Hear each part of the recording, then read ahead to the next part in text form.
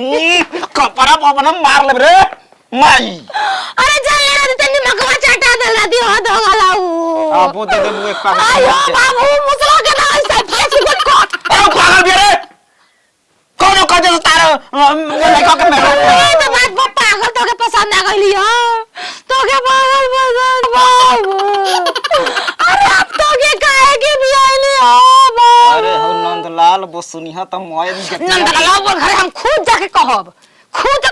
पागल से बिया कर हमर बेटा बाजा क दही पूरा होई अब लगन गाड़ी हर दिन ना लगी हो ना तू गाड़ी हर दिन ना लगी मुंह तो लगा के आदमी विदा करिया ना तू चाहतड़ू अपन बेटा कैसा बोलता बेटा जब माई की इज्जत के ना समझ रहा तो माई कहां से समझियो तो घरऊ आय बाबू गवा गले गई ओ माई बाप रे बाप माथा आउट हो गई। ए भैया सुनो हां चितारू भैया काल बा हमारा चलता ठीक ठाक बन हेरावा मत भैया का समझ जाके अब 1 हफ्ता दिन होता है। हां तो जनता हमारा शादी धूमधाम से भई। अरे हम देखले ना रही कि ढोलक ना गाना कुली दम बाजत रहे धमाधम। हां तो समझ जाके बड़ा टेंशन में बनी जा। हम यार उनका पागल ना मिले रहे होता के। अरे पागल भोसड़ी चोरी नो बिया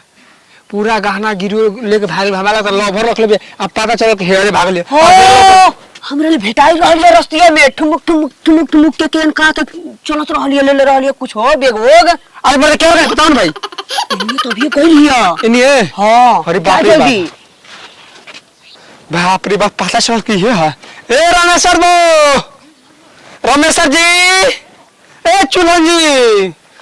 बाप रे बाप ये हो दिमागी हालत खराब रहता हमार भैया बहुत भैया पचर जी भैया एगो मत होते का हाल बा बहुत अफसोस और दुख के बात बा का बात बा केहू माने बात रुपया पैसा धन दौलत के नहीं के बात मेहरानू के बा तो माने का भइल बा मेरे कोनो रोग बा तो देख रमेश चाचा बानी रमेश जी के बुलाई ए रमेश अरे हां हमनी के ना लेहल जी जे बीमार रहते हमनी घरे आवेला कि रेहन ले ना ले के हमार बड़ा भाई के खूब धूमधाम से 10 लाख रुपया तिलक लेके नाच डुगिना पूरा हाथी घोड़ा सब गुजर हो। अरे तो बात का बा सब गोइले होखे सारा उतना धूमधाम से शादी बीतेला के बाद पागल और निकल गई बिया। अच्छा और पूरा गहना गुड़िया लेके फरार हो गई बिया। ये तेरी गहना ना तनी 15 लाख गहना बा ऐसा कुल पंचायत में और बाबूजी ना चाहिए चाय नहीं के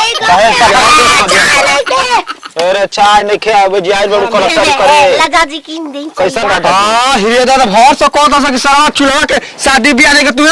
रखल बे भौजी के रे किला के ना हमर दादा ये रखल बना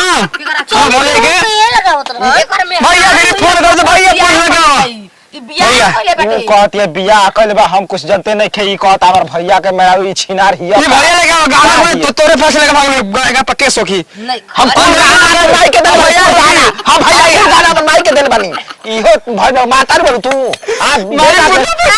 राजा जी गाना काहे देनी हमके माई पुतो पक्के सोखी एफआईआर होला रे तो गला अंदर का ले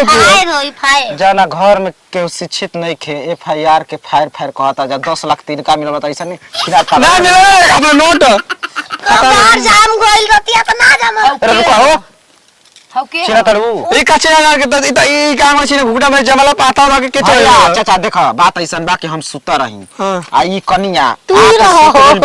हमार माई रोज तो इच्छा पहले वाला करता दांत में मिलो खेलो हो गइल बा ओई दांत देख के भागल बड़का कल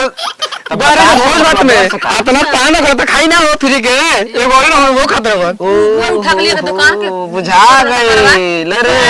खा के दांत करिया आज के ना दांत हसैया दांत हाथ थलाली के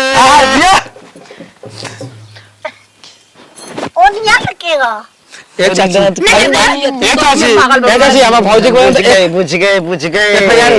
बुझ गए भैया ये कैसा औरत है दिमागी हालत भोसड़ी के खराब पागल से बियाह कइल बन सा 10 लाख रुपया लेके आई छिनार बियाह जन उठाओ तो कचरा पचरा लेके भाग जात हुई मोए घर में ले जा चलो ले जा मैं पास सुनना जाऊंगी के तो एक संग रहो हम जाते पुलिस लेके आई पैसा के पुलिस लेके आई के सखी जहां जामे ला ओ सने के सखी के सखी पैसा खाते हम देव कम केस गतनो करे कोई वो सने एकदम से ये वही में के बिया वही में के माई जा सच में नहीं खिची हां तो ना हमारा देह से ओकर लड़का बना से 4 गो तो गोरो जो कर चुप जो कर मातारी बन तू जैसे लूर बता महतारी खराब बनी एगो मातारी होली सके बेटा के नहीं से चोरा के कुछ पा के लाई तो कहे हमार बेटा खूब बढ़िया देवे वाला बनी ना खींच देवे वाला काट के फेंक दे दूसरी छना तू और दूसरा कह जैसा मेहरारू के हमके रखल है त मान जइबू